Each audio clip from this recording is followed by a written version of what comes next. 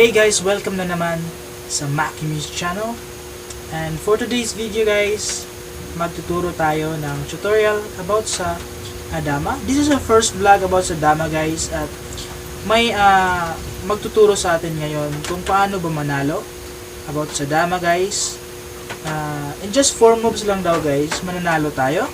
So ituturo niya kung paano ba tayo mananalo.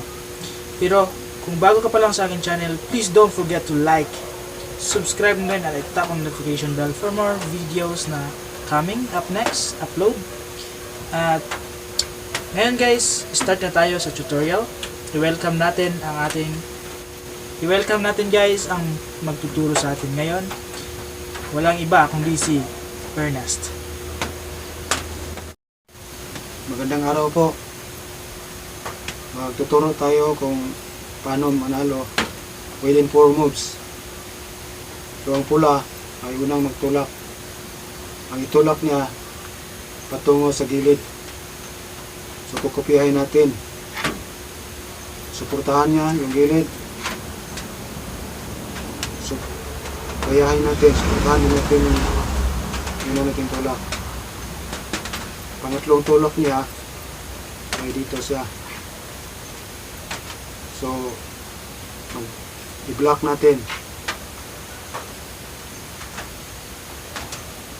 Sumunod yung tulak ay suportahan niya ang pangatlong tulak niya, pang-apat.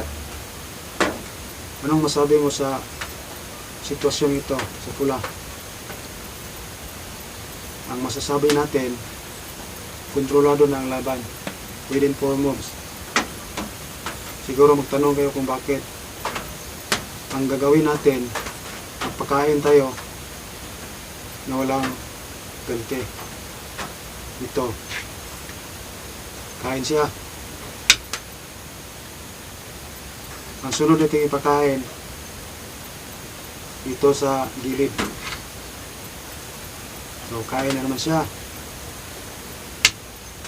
Ngayon dito tayo kakain sa gitna upang mabutas ang kanyang mga chips. Ito, kain siya. Ang masasabi natin dito, kontrolado na ang pula.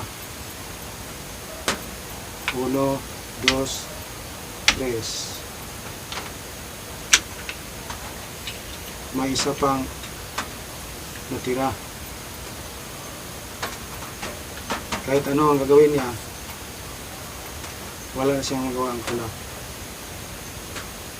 So ito lang ang tips natin kung paano manalo within 4 moves. Wala nang dapat gagawin pa dahil ang pula ay kontrolado ng ang laban. So thank you sa mga nanonood sa atin, sa ating bagong tips kung paano manalo within 4 moves. Guys, yun na ang tutorial niya guys kung paano manalo in just 4 moves. So wala na talagang nagagawa ang red. At saka kontrolado na talaga ang game. So may isa pa nga sabit dito guys, isang sabit kahit saan siya punta. So wala na talaga. So thank you so much for sa tutorial mo, sir. And for today's for the next video guys, magtuturo pa kami ng mga tips and tricks, opening moves about your checkers. Baka andyan pa rin siya na magtuturo sa atin kung paano. At yung kapatid ko guys, andun din na magtuturo. So thank you so much for watching. Please don't forget to like, subscribe, and tap the notification bell for more videos to come, more uploads. And thank you so much for 11,000 viewers sa ating checkers. Maraming salamat guys sa inyo. Maraming salamat guys sa pagsuporta nyo sa checkers. At yun lang guys ang video natin ngayon. Thank you so much.